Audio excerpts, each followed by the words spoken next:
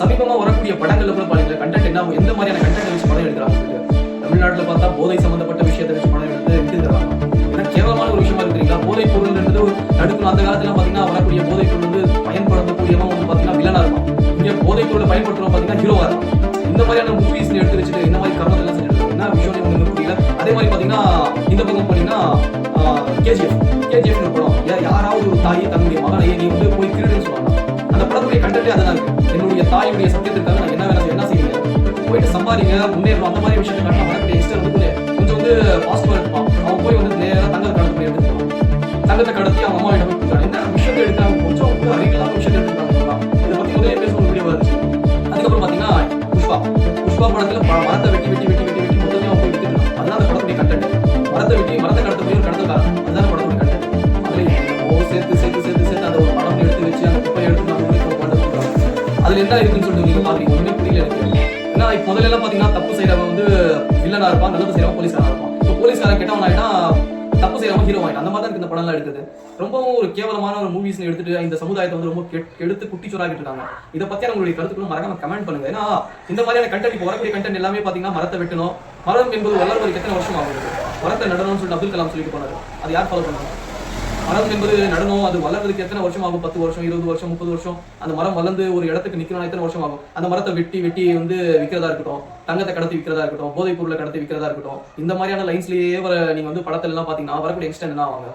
வெட்டி குட்டிச்சோரா தான் போவாங்க. இப்போ எல்லாம் பாத்தீங்கன்னா ஃபகத் ஃபாசில் அவர் வந்து வில்லன் மாதிரி கட்டிருக்காங்க. அவர் வந்து ஒரு நியாயமான ஒரு போலீஸ் அதிகாரியா அதுல வந்து செயல்படுறாரு. அவர் வந்து வில்லனா சித்தரிச்சுட்டு பொறுக்கித்தனமான வேலையை செய்யக்கூடிய ஹீரோ வந்து பாத்தீங்கன்னா ஹீரோ சினிமா காட்டுறது. இந்த மாதிரி காட்டிங்கன்னா வரக்கூடிய சமுதாயம் கெட்டி குட்டிச்சோரா போயிடும். இதற்காக தான் இந்த ஒரு வீடியோ பிடிச்சிருந்தா லைக், ஷேர் அண்ட் சப்ஸ்கிரைப் பண்ணுங்க. மறக்காம உங்களுடைய ஃப்ரெண்ட்ஸ் அண்ட் ஃபேமிலி இன்னைக்கு இந்த வீடியோ பார்க்கக்கூடிய விஷயம் பாத்தீங்கன்னா அல்லு அர்ஜுன் அவர்களுடைய கைதான இன்னைக்கு விழாவையை பார்க்கணும்.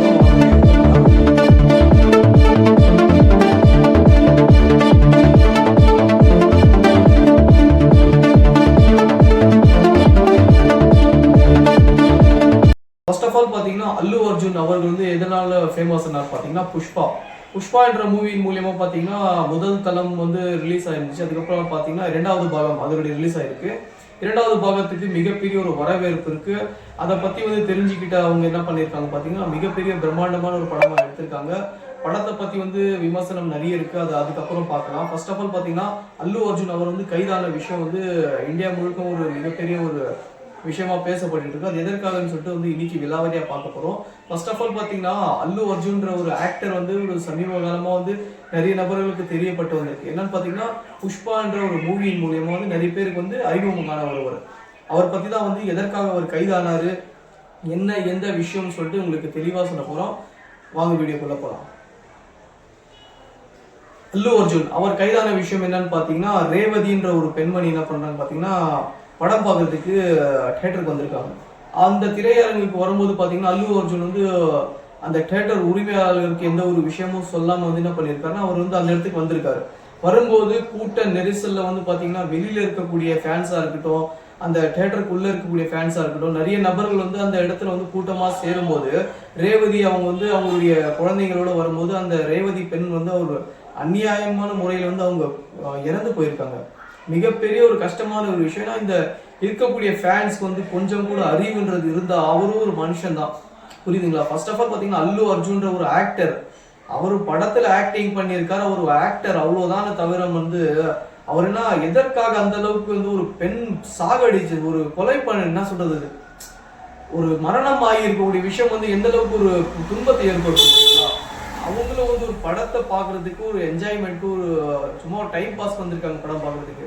அந்த மாதிரி தான் நீங்க வந்து கடந்து போகணுமே தவிர ஒரு ஆக்டரா அவரை பார்த்து நீங்க என்ன ஆக போறீங்க? எனக்கு ஒன்றும் புரியல. அவர் ஒரு ஆக்டர் தானே, அவருக்கு பார்த்துட்டு என்ன பண்ண போறீங்க?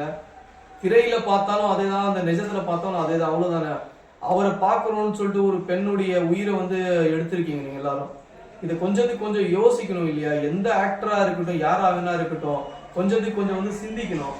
நீங்க என்ன பண்ணணும், அவங்க அந்த ஆக்டராவது சொல்லிட்டாவது வரணும்ல, அறிவுன்ற இருக்கிறது இல்ல.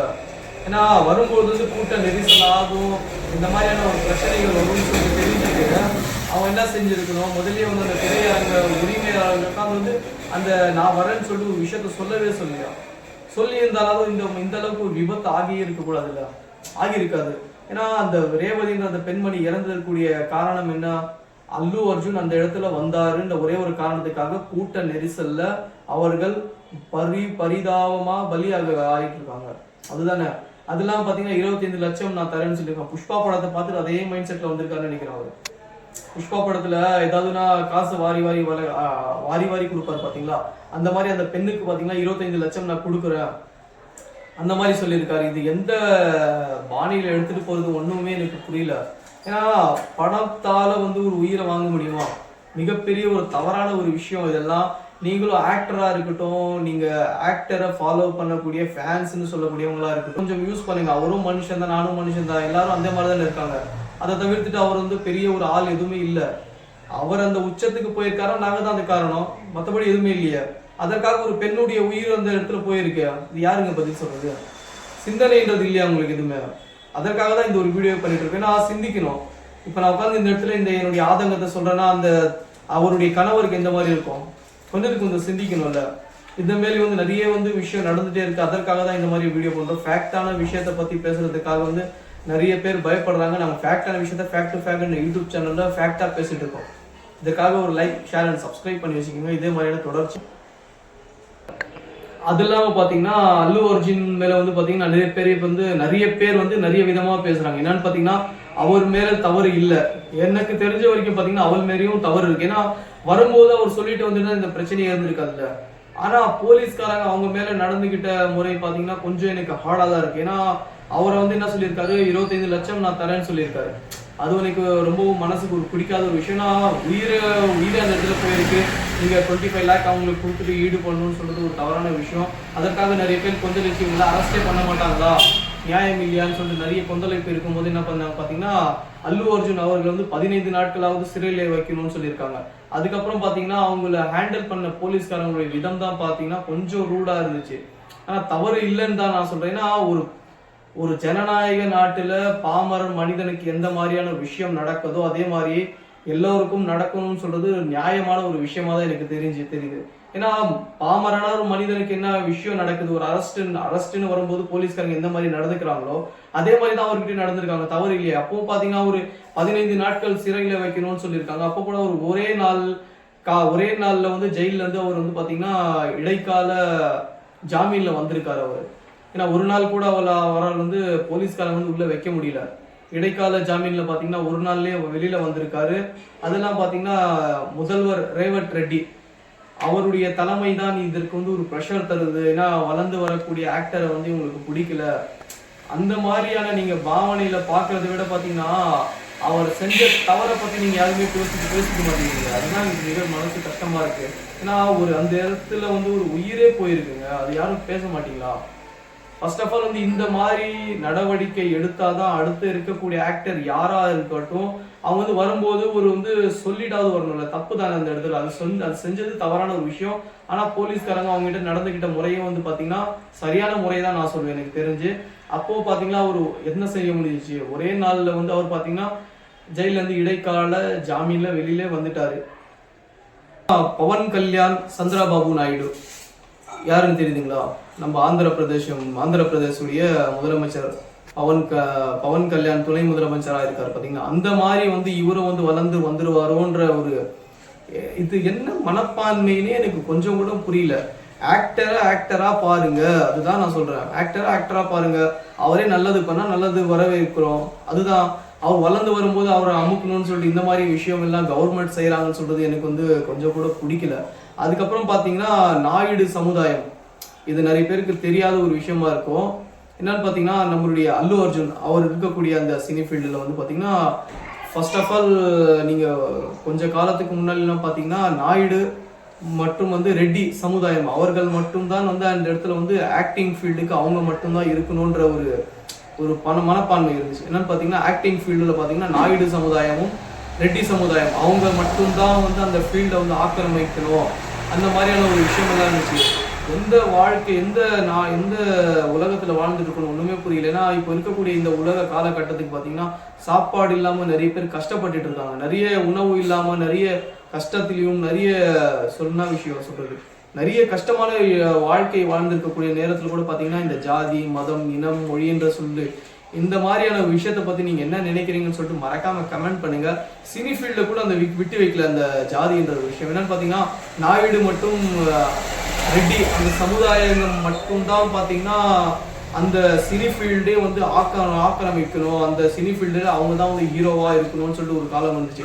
அந்த காலத்துல தான் பாத்தீங்கன்னா கம்மா என்ற ஒரு கம்யூனிட்டி சார்ந்த ஒருத்தர் வந்து அந்த இடத்துல வந்து வளர்ந்து வராரு. அந்த வளர்ந்து வந்த குடும்பத்திலிருந்து இருக்கக்கூடியவர் தான் இவர்னு சொல்றாங்க. அது எந்த அளவுக்கு எனக்கு உண்மைன்னு ஒண்ணுமே புரியல. அவர் மூலியமா வந்ததுதான் இந்த சிரிஞ்சீவின்னு சொல்லுவாங்க. இவர்கள் எல்லாம் வந்து ஒரே குடும்பத்தை சார்ந்தவர்கள். அதெல்லாம் ஒண்ணுமே தப்பு இல்லைங்க. நான் என்ன சொல்றேன்னா, எந்த விஷயமா இருக்கட்டும், யாரா வேணா இருக்கட்டும், தப்பு செஞ்சா தப்பு தான் சொல்லிட்டு தட்டி கேட்கக்கூடிய ஒரு மனப்பான்மை யாரா வேணா இருக்கட்டும், அவங்க கிட்ட கேட்கணுன்ற ஒரு மனப்பான்மை இருக்கணும். ஏன்னா நீங்க ஆக்டரா இருங்க, நீங்க சம்பாதிங்க, நீங்க சம்பாதிக்கிற மொத்த காசும் கொண்டு வந்து பொதுமக்களுக்கு நீங்க கொடுக்க போறது இல்லை. பொதுமக்கள் உங்களுக்காக ஒரு செலவு பண்ணி ஒரு 120 ரூபாவோ 150 ரூபாவோ செலவு பண்ணி உங்க படத்தை வந்து பாக்குறாங்கன்னா அந்த படத்துல கண்டென்ட்டாவது நல்லா இருக்கா? சமீபமா வரக்கூடிய படங்கள்ல கூட பாருங்களேன், கண்டென்ட் என்ன, எந்த மாதிரியான கண்டென்ட்டை வச்சு படம் எடுக்கிறாங்கன்னு சொல்லிட்டு.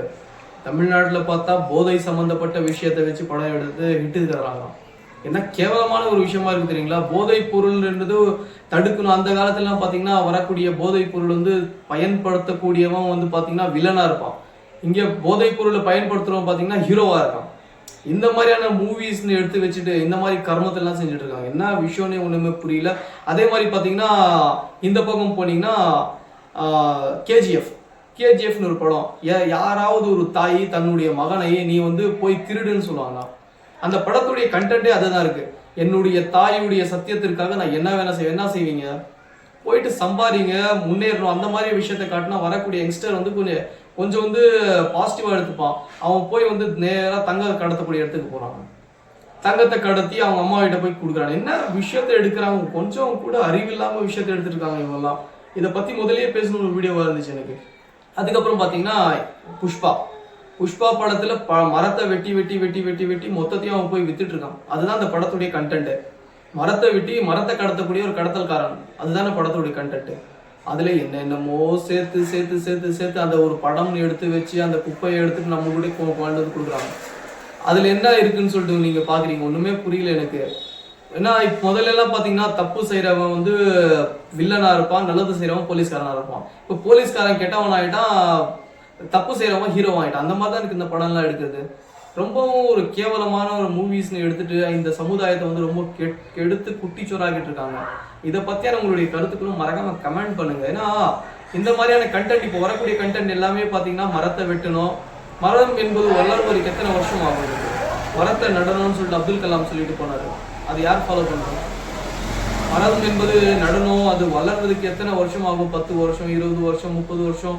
அந்த மரம் வளர்ந்து ஒரு இடத்துக்கு நிக்கணும்னா எத்தனை வருஷம் ஆகும்? அந்த மரத்தை வெட்டி வெட்டி வந்து விற்கிறதா இருக்கட்டும், தங்கத்தை கடத்தி விற்கிறதா இருக்கட்டும், போதைப் பொருளை கடத்தி விற்கிறதா இருக்கட்டும், இந்த மாதிரியான லைன்ஸ்லயே நீங்க வந்து படத்துல எல்லாம் பாத்தீங்கன்னா வரக்கூடிய யங்ஸ்டர் என்ன ஆவாங்க? வெட்டி குட்டுச்சோரா தான் போவாங்க. இப்போ எல்லாம் பாத்தீங்கன்னா ஃபகத் ஃபாசில் அவர் வந்து வில்லன் மாதிரி கட்டியிருக்காங்க. அவர் வந்து ஒரு நியாயமான ஒரு போலீஸ் அதிகாரியா அதுல வந்து செயல்படுறாரு. ஆனா அவரை வந்து வில்லனா சித்தரிச்சுட்டு பொறுக்கித்தனமான வேலையை செய்யக்கூடிய ஹீரோ வந்து பாத்தீங்கன்னா ஹீரோ சினிமா காட்டுறது. இந்த மாதிரி காட்டிங்கன்னா வரக்கூடிய சமுதாயம் கெட்டி குட்டிச்சோரா போயிடும். இதற்காக தான் இந்த ஒரு வீடியோ. பிடிச்சிருந்தா லைக், ஷேர் அண்ட் சப்ஸ்கிரைப் பண்ணுங்க. மறக்காம உங்களுடைய ஃப்ரெண்ட்ஸ் அண்ட் ஃபேமிலி